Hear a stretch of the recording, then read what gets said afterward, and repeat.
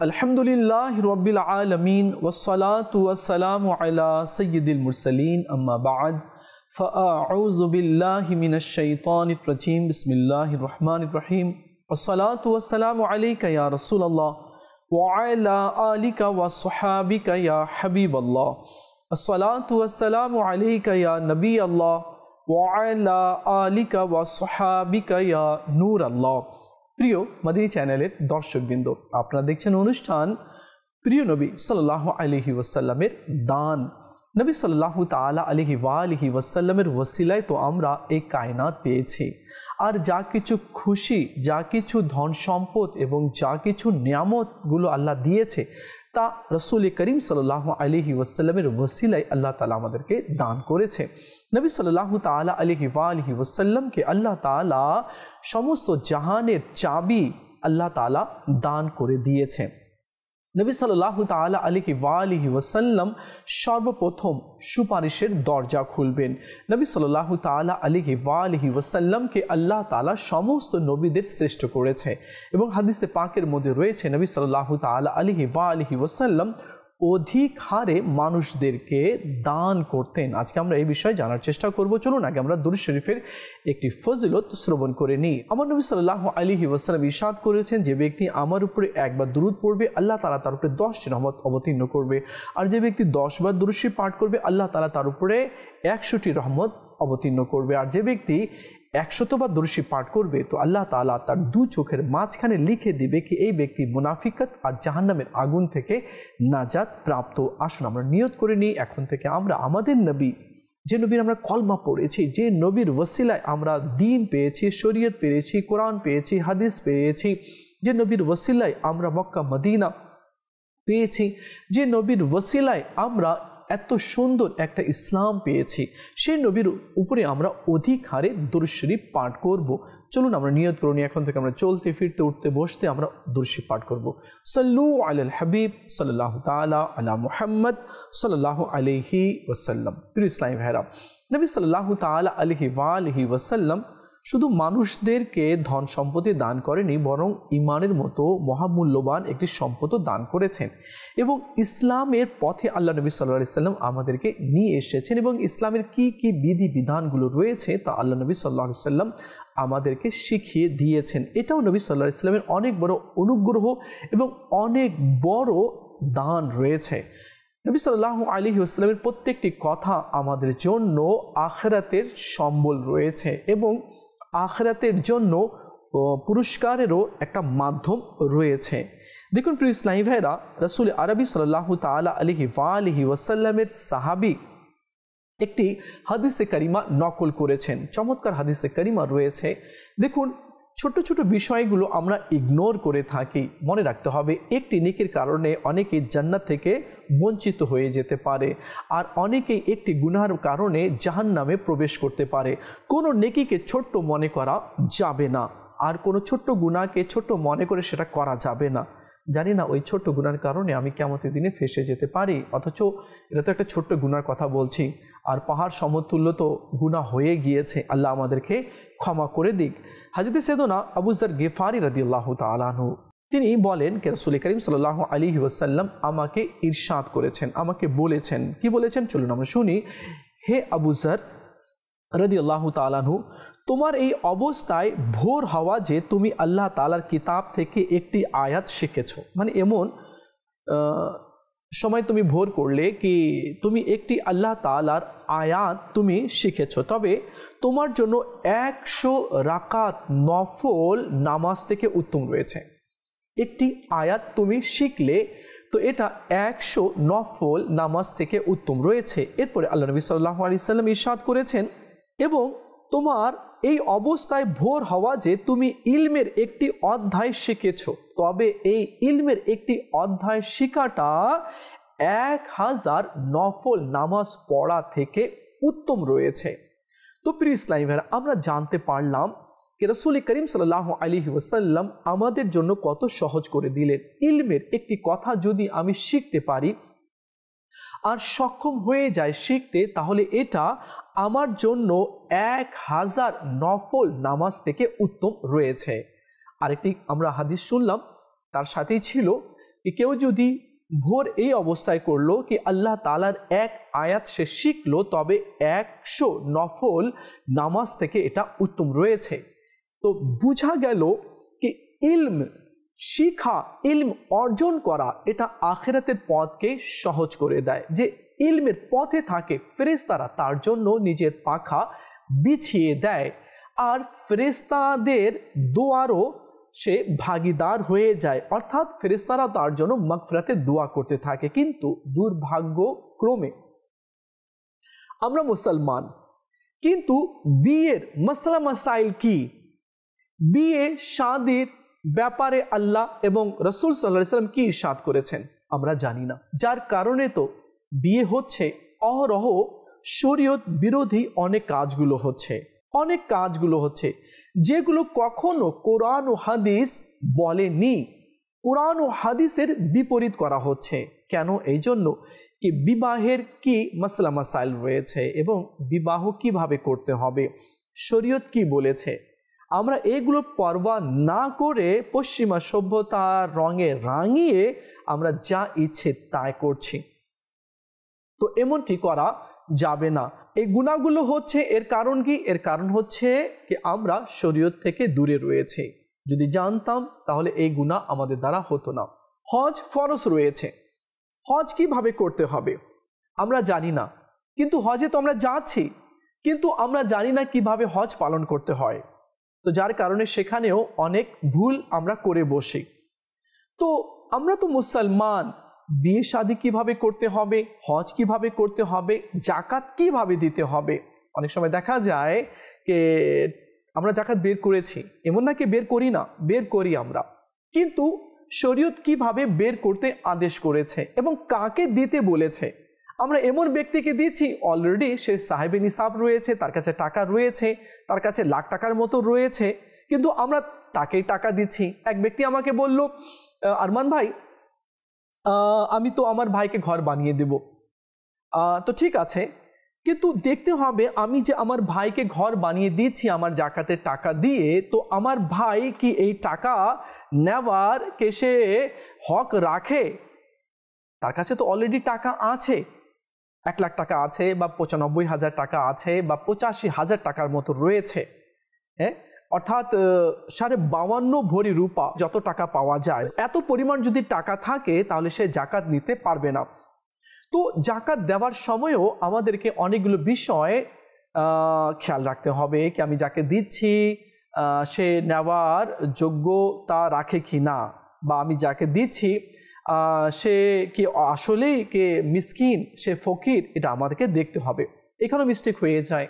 Second হচ্ছে আমরা নামাজ পড়ছি, হ্যাঁ নামাজ তো আমাদের উপরে ফরজ রয়েছে, নামাজ আমরা পড়ছি, আমরা 20 বছর ধরে 30 বছর ধরে আমরা নামাজ পড়ছি, কিন্তু কিভাবে নামাজ পড়বো, আল্লাহ নবী সাল্লাল্লাহু আলাইহি ওয়াসাল্লাম কিভাবে নামাজ পড়তে আদেশ করেছেন, কোরআন কিভাবে নামাজ পড়তে বলেছে, আমাদের শরীয়ত কিভাবে বলেছে, আমরা তো সেটা শিখছি না। হ্যাঁ, অনেক সময় দেখা যায় যে আমরা ভালোভাবে সিজদাও করি না, যখন সিজদা আমরা করি তো ভালোভাবে আমরা সিজদা করি না, এবং যখন রুকু থেকে আমরা মাথা উত্তোলন করি তো সে সময় আমরা ভালোভাবে দাঁড়াই না। একবার সুবহানাল্লাহ সম পরিমাণ দাঁড়ানো এটা জরুরি রয়েছে, আর সে ভালোভাবে রুকু থেকে মাথা না উঠিয়ে সে সিজদাতে চলে গেল, তাহলে তো ওয়াজিব তরক হয়ে গেল।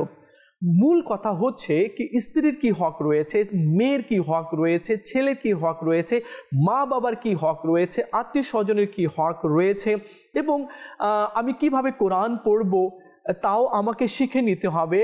আমাকে ইসলামের পথে থাকতে হলে আমাকে ইসলামিক বিষয়গুলো আমাকে জেনে নিতে হবে। না জেনে আমরা অনেক সময় করি, তো করছি ঠিকই কিন্তু আমরা ভুল করছি। তো প্রিয় ইসলামী ভাইয়েরা, এটা আমাদেরকে শিখে নিতে হবে, এটাও ইলমে দ্বীন রয়েছে। আর যে ব্যক্তি ইলমে দ্বীনের এক অধ্যায় যদি পড়ে নেয় অথবা ইলমের একটি অধ্যায় শিখে নেয় তো আল্লাহ তাআলা তাকে 1000 নফল নামাজ পড়া থেকেও বেশি আল্লাহ তাআলা তাকে পুরস্কার দান করবে, তাকে সওয়াব দান করবে। দেখুন প্রিয় ইসলামী ভাইরা, আত্মীয়দের সম্মান, হ্যাঁ আত্মীয়দের সম্মান করতে হবে। যদিও আত্মীয় বড়লোক হয় অথবা একেবারে গরিব হয়, তার বাড়িতে ভালো চেয়ারে নেই বসার জন্য, তো তাকে ইগনোর করা যাবে না। তারও সম্মান রয়েছে। এবং আল্লাহ রাব্বুল আলামিন কোরআনে পাকের মধ্যে ইরশাদ করেছেন, অনুবাদ কানজুল ঈমান থেকে, আল্লাহ তাআলা আত্মীয়তার সম্পর্ক রক্ষার কিভাবে করতে হবে তা আল্লাহ তাআলা কোরআনে পাকের মধ্যে আদেশ করে দিয়েছে। পারা 4 সূরা নিসা আয়াত হচ্ছে 1। আল্লাহ তাআলা ইরশাদ করেছেন, এবং আল্লাহকে ভয় করো, যার নাম নিয়ে প্রার্থনা করো, আর আত্মীয়তার প্রতি সজাগ দৃষ্টি রাখো, নিশ্চয়ই আল্লাহ সর্বদা তোমাদেরকে দেখছেন। সুবহানাল্লাহ। তো আল্লাহ তাআলা ইরশাদ করেছেন কি আত্মীয়তার প্রতি সজাগ দৃষ্টি রাখো। তো আমি বড়লোক হয়ে গেছি, আমি ধনী হয়ে গেছি, আমি জমিদার হয়ে গেছি, আমি কারোবারি হয়ে গেছি, আমি ব্যবসায়িক হয়ে গিয়েছি, কিন্তু আমার আত্মীয়রা যারা রয়েছে একেবারে গরিব, তারা বাড়িতে গেলে ভালোভাবে বসতেও দিতে পারে না। তো ঠিক আছে, দিতে পারে না তো কি হয়েছে, আত্মীয় তো আছে না, তো তার বাড়িতে তো যেতে হবে, তার সম্পর্ক তার সাথে যে রয়েছে এটা তো বজায় রাখতে হবে।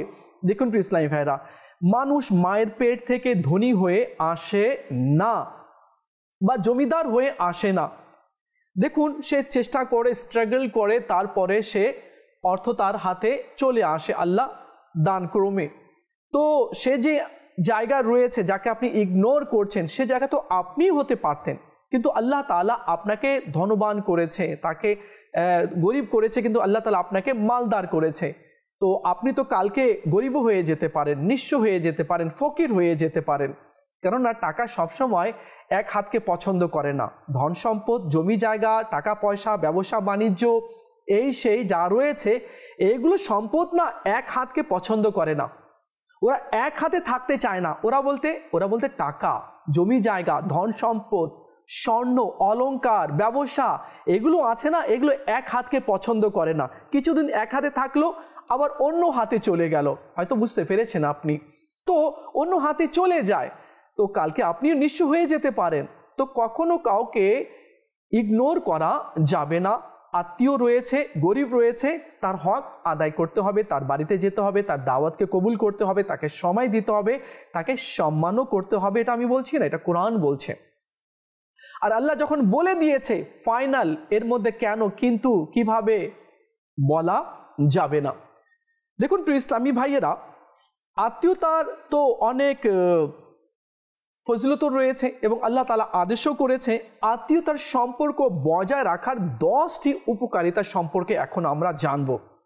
হ্যাঁ, ডিসাইড করে নেন যে আমি, আপনি, উনি বা আমরা কার সাথে আমরা আত্মীয়তার বন্ধন ছিন্ন করে রেখেছি, আর যদি আত্মীয়তার বন্ধন যদি বজায় রাখি তো কি উপকার পাওয়া যাবে। তো তাড়াতাড়ি আমরা নিয়ত করে নিই, এই উপকার শোনার পরে শুনি বা না শুনি, আমাদেরকে নিয়ত করে নিতে হবে কি এখনই, আজই আমাকে ফোন করতে হবে, তার সাথে কথা বলতে হবে। দেখে নিন কে আছে, আপনার বোন, আপনার ভাই, আপনার মামা, আপনার চাচা, আপনার বড় বাবা, বা আত্মীয়র মধ্যে আর কে রয়েছে যার সাথে আমার মিসআন্ডারস্ট্যান্ডিং রয়েছে। তো যদি থাকে এখনই তাকে ফোন করুন, আর তার সাথে আবার সম্পর্ক বজায় রাখার ব্যবস্থা করুন। চলুন আমরা শুনি ওই 10টি উপকার কি রয়েছে। নাম্বার 1, হযরত সাইয়েদনা ফকি আবুল আস সামরকান্দি রহমতুল্লাহি তাআলা আলাইহি বলেন আত্মীয়তার সম্পর্ক বজায় রাখার 10টি উপকারিতা। নাম্বার 1, আল্লাহ তাআলার সন্তুষ্টি অর্জিত হয়। আমি, আপনি আত্মীয়তার বন্ধন বজায় রেখেছেন, কিছু ভালো রান্না হয়েছে বা বাড়িতে কোনো অনুষ্ঠান হচ্ছে, আগে তাদেরকে দাওয়াত দিন। আমরা আগে কাকে দাওয়াত দিই?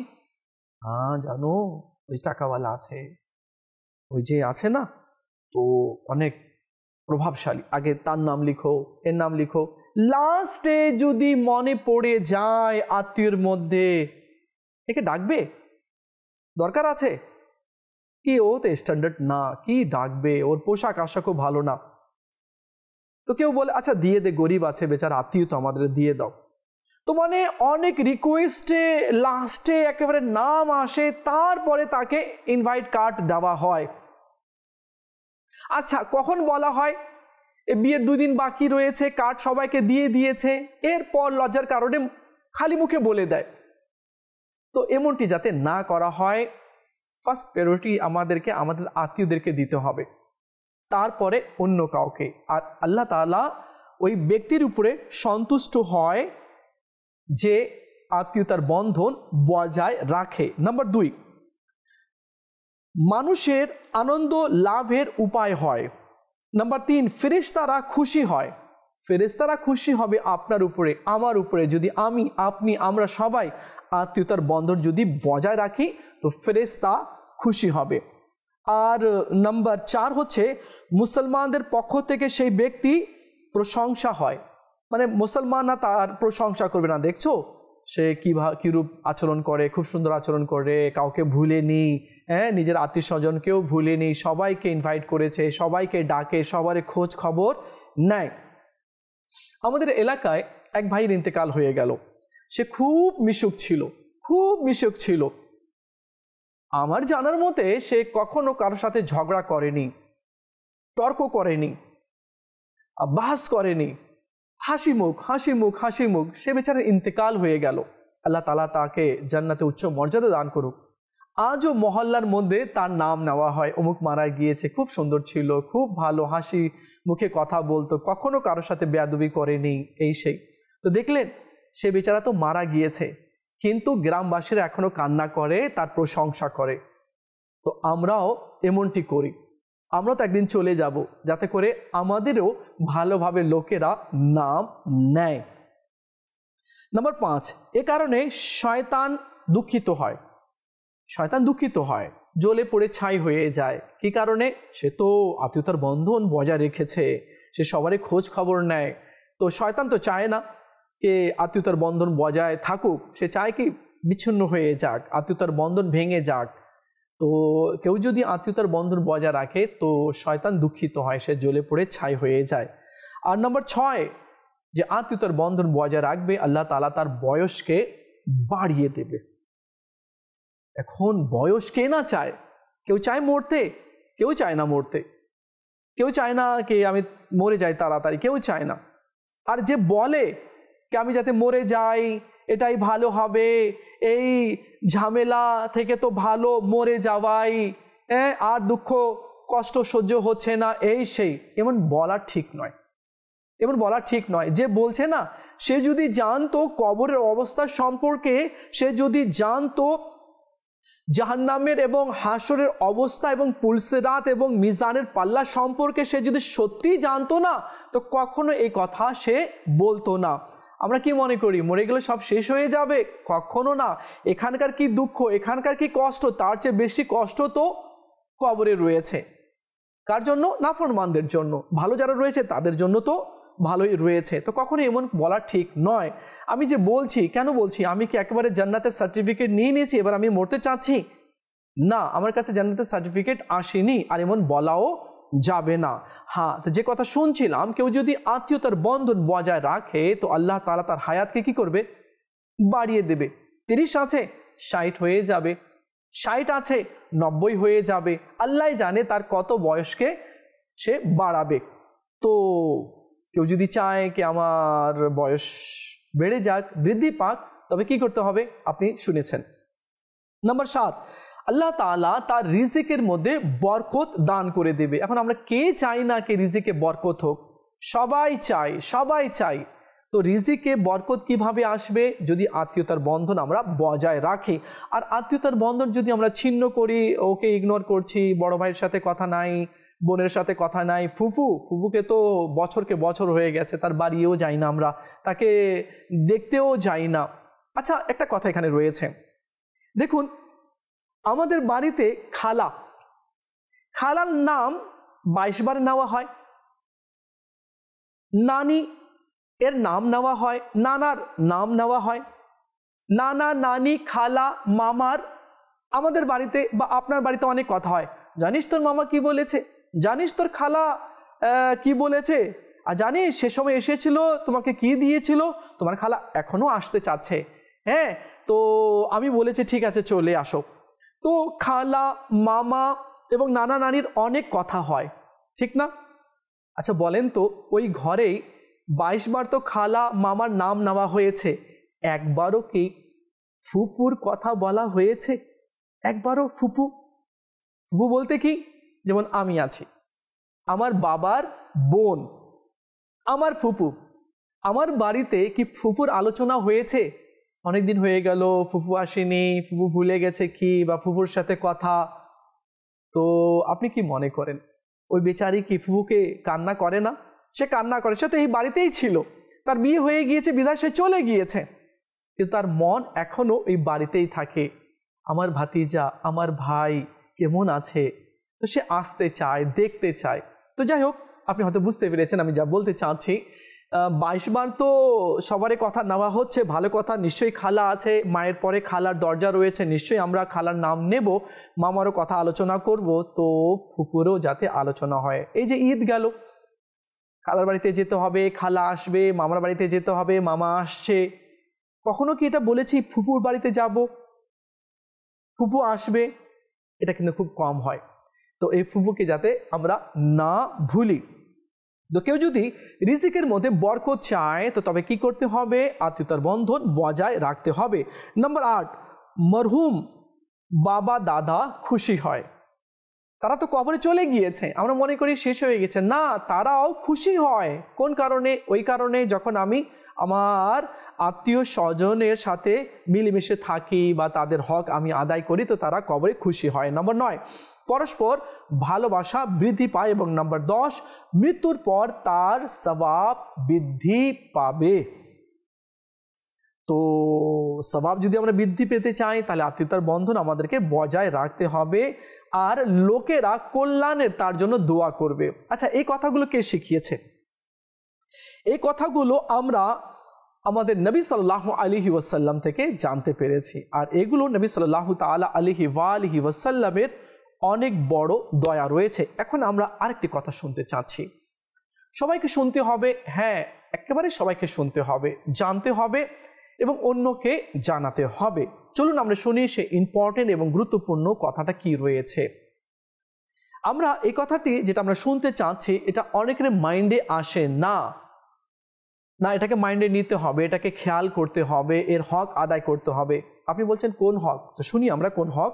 হযরত সাইয়েদনা জাবির বিন হাজিম রাহমাতুল্লাহি তাআলা বলেন, আমি একবার স্বপ্নে দেখলাম যে আমার হাতে আমার মাথা রয়েছে, আমার হাতে আমার মাথা রয়েছে, মানে মাথা কেটে গেছে, মাথা হাতে রয়েছে।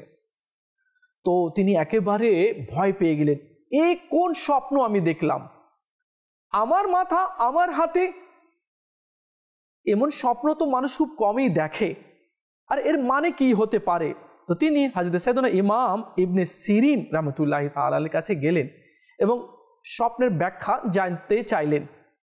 বললেন, হুজুর, এই ব্যাপার রয়েছে। তো তিনি বললেন, তোমার পিতা মাতার মধ্যে কি কেউ বেঁচে আছে? তো বললেন, না, আমার পিতা মাতার মধ্যে কেউ বেঁচে নেই, তারা মারা গিয়েছে। আচ্ছা, তো বলো তো তোমার ভাই কি বেঁচে রয়েছে? বলে, হ্যাঁ, আমার বড় ভাই বেঁচে রয়েছেন। তো ইমাম ইবনে সিরিন রাহমাতুল্লাহি তাআলা বললেন, তার ব্যাপারে আল্লাহ তাআলাকে ভয় করতে থাকো, আর তার সাথে ভালো আচরণ করো, আর তার সাথে সম্পর্ক বজায় রাখো, সম্পর্ক ছিন্ন করো না। তো দেখা যায় কি বড় ভাই আছে, বড় ভাই অন্য বাড়িতে থাকে, হ্যাঁ, আমি আছি, আমি এস্টাবলিশড রয়েছি, তো দেখা যায় কি বড় ভাইয়ের খেয়াল করা হয় না। তো এই স্বপ্নের ব্যাখ্যা এটাই হযরত সাইয়েদনা ইমাম ইবনে সিরিন রাহমাতুল্লাহি তাআলা বুঝিয়েছেন কি মা বাবা থাকলে মা বাবার হক আদায় করতে হবে, আর যদি না থাকে তাহলে বড় ভাই যদি থাকে তো তার সাথেও ভালো সম্পর্ক বজায় রাখতে হবে। দেখুন প্রিয় ইসলামী ভাইরা, আল্লাহ নবী সাল্লাল্লাহু আলাইহি ওয়াসাল্লাম এই ব্যাপারেও ইরশাদ করেছেন কি বাবার পরে, বাবা যদি মারা যায় তো এর পরে বড় ভাইয়ের মর্তবা রয়েছে, সম্মান রয়েছে। তো বড় ভাইকে কি করতে হবে? সম্মান করতে হবে। দেখুন ভাই ভাই না, যেমন মনে করেন কি পানি পুকুরে গেলাম, তো ছুরি দিয়ে যদি পানিকে কাটতে চাই, কি কাটা যাবে? বলুন, কাটা যাবে? নিশ্চয়ই কাটা যাবে না। ছুরি দিয়ে যদি পানি কাটতে চাই তো কখনো পানি কাটা যাবে না। অনুরূপভাবে ভাই ভাইয়ের সম্পর্ক যতই কেউ কাটতে চায় তো এটা কুদরতিভাবে কখনো কাটবে না, কেননা আল্লাহ তাআলা মায়ের পেট থেকেই দুই ভাইকেই দুনিয়াতে পাঠিয়েছে। তো ভাই ভাই যে সম্পর্ক রয়েছে এটাকে বজায় রাখতে হবে, আর আমি যদিও চাই তারপর এটা ছিন্ন হবে না, কেননা সম্পর্ক তো রয়েছে। ভাই এটা কে? ওটা আমার ভাই, ভাই বলতে বাধ্য হবেন আপনি, ভাই রয়েছে। তো ভাইয়ের যে সম্মান রয়েছে এটাকে আমাদের বজায় রাখতে হবে। এরপর প্রিয় ইসলামী ভাইরা আরেকটি কথা আমি এখানে বলতে চাচ্ছি, আর সেই কথা হচ্ছে অনেক সময় দেখা যায় কি আমাদের দ্বারা মিস্টেক হয়ে যায়, আর সেই কথাটা কি রয়েছে চলুন আমরা শুনি। আমরা পর্দা, কার কার সাথে পর্দা আমরা করব। আমি ছেলে, বা আমার বড় ভাই রয়েছে, বা আমাদের ফ্যামিলি অনেক বড় রয়েছে, তো আমরা কার কার সাথে পর্দা করব এ কথা আমাদেরকে সবাইকে জানতে হবে। কেননা অ্যাজ এ আমরা মুসলমান ইবনে আমরা মুসলমান রয়েছে, যা ইচ্ছে তা করতে কখনোই পারবো না, যা ইচ্ছে তা দেখতে, যা ইচ্ছে তা চিন্তা করতে আমরা পারবো না। আমরা মুসলমান রয়েছে, আমাদের একটা সীমাবদ্ধতা রয়েছে, এর বেশি আমরা যেতে পারি না। তো চলুন শরীয়ত কি বলেছে আর কার কার সাথে পর্দা করতে বলেছে। চাচাতো বোনের সাথে, জ্যাঠাতো বোনের সাথে, ফুফাতো বোনের সাথে, খালাতো বোনের সাথে, মামাতো বোনের সাথে ও চাচি, জেঠি, মামি এদের সাথেও পর্দা করতে হবে।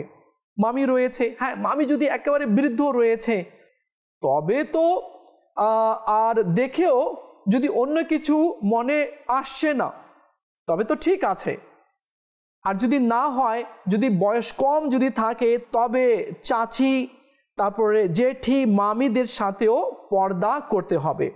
ভাবি ও দেবর এবং ভাসুরের মধ্যেও পর্দা রয়েছে। আমার ভাবি রয়েছে তো আমি তার থেকে পর্দা করব, এবং ভাসুর রয়েছে, ভাসুরের সাথেও পর্দা রয়েছে। এমনকি শালি ও দুলা ভাইয়ের মধ্যেও পর্দা রয়েছে, আর সেটাকে তো 20 বলা হয়েছে। পীর ও মুরিদনির মধ্যেও পর্দা রয়েছে। মুরিদনি নিজের পীরের হাত চুম্বন দিতে পারবে না, মুর্শিদের হাত নিজের মাথায় বুলিয়ে নিতে পারবে না।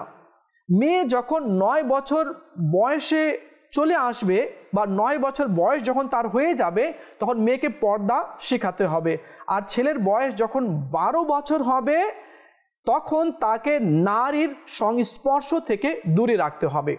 তো আমরা মুসলমান আছি, আমাদেরকে এর উপরে আমল করতে হবে। তো প্রিয় ইসলামী ভাইরা, আমাদের নবী সাল্লাল্লাহু আলাইহি ওয়াসাল্লাম আমাদেরকে অনেক পথগুলো দেখিয়ে দিয়েছেন যাতে করে আমাদের জান্নাতের পথগুলো সোজা হয়ে যায় এবং জান্নাতের পথ সহজ হয়ে যায়। প্রিয় ইসলামী ভাইরা, নবী সাল্লাল্লাহু আলাইহি ওয়াসাল্লাম আমাদেরকে জান্নাতের পথ সহজ করে দেওয়ার জন্য সব কথা দুনিয়াতেই বলে দিয়েছেন, যাতে করে আমরা আখিরাতের পথ সহজ করে নিতে পারি। আমাদেরকে বুঝতে হবে, শিখতে হবে, আমল করতে হবে। এই জন্য আমল করতে হবে, আর এই জন্য বুঝতে হবে, আর এই জন্য মানতে হবে যে আমরা আজীবন এই মাটির উপরে থাকবো না, একদিন এই মাটির নিচে আমাদেরকে চলে যেতে হবে। আমার রূপ, আমার লাবণ্য, আমার অহংকার, আমার দাপট, আমার ক্ষমতা, আমার পাওয়ার, আমার অথরিটি, আমার সম্পদ, আমার লিঙ্ক মাটির উপরেই থেকে যাবে, শুধু কবরে যাবে আমল। তো এই জন্য এগুলো চিন্তা ভাবনা ছেড়ে দিয়ে রাসূল আরবি সাল্লাল্লাহু আলাইহি ওয়াসাল্লাম যা বলেছেন এবং কোরআনে পাকের মধ্যে আমার জন্য, আপনার জন্য যা হুকুম হয়েছে সে অনুযায়ী আমাদেরকে আমল করতে হবে। আপনারা দেখছেন অনুষ্ঠান প্রিয় নবী সাল্লাল্লাহু আলাইহি ওয়াসাল্লামের দান, আর এই অনুষ্ঠানে আমরা কয়েকটি বিষয় নিয়ে আলোচনা করার চেষ্টা করেছি। ভালো থাকবেন আর মদিনী চ্যানেলের সঙ্গেই থাকবেন। সাল্লু আলাল হাবিব সাল্লাল্লাহু তাআলা আলা মুহাম্মদ সাল্লাল্লাহু আলাইহি ওয়াসাল্লাম।